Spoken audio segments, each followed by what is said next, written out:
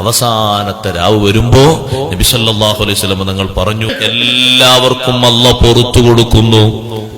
ആ സമയത്ത് ചോദിച്ചു സ്വഹാബ നബിയേ, അഹിയ ലൈലത്തുൽ ഖദ്രി, അത് ലൈലത്തുൽ ഖദ്റാണോ? അല്ലേ അല്ല,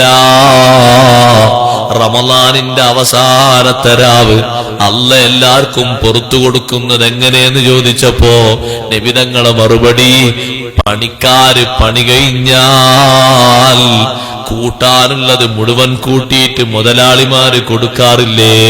എല്ലാ പണിയും കഴിഞ്ഞു, നേരത്തെ കുറെ കൊടുത്തിട്ടുണ്ട്, ഇനി എത്ര ബാലൻസ് ഉണ്ട് എന്ന് ചോദിച്ച് പൂർണ്ണമാക്കി കൊടുക്കാറില്ലേ?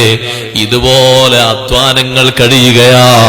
പകല് ഒരുപാട് പട്ടിണി കിടന്നു, രാത്രി ഒരുപാട് ക്ഷീണമനുഭവിച്ചു, ഉറക്കൊഴിച്ച് നിസ്കരിച്ചു, ഒരുപാട് ദാനധർമ്മങ്ങൾ ചെയ്തു, നല്ലവരെ നോമ്പ് തുറപ്പിച്ചു, നല്ല ഒത്താശകൾ ചെയ്തു, നല്ല കാര്യങ്ങളിലൊക്കെ സംഗമിച്ചു, ഒരുപാട് സിയാറത്തുകളൊക്കെ ചെയ്തു.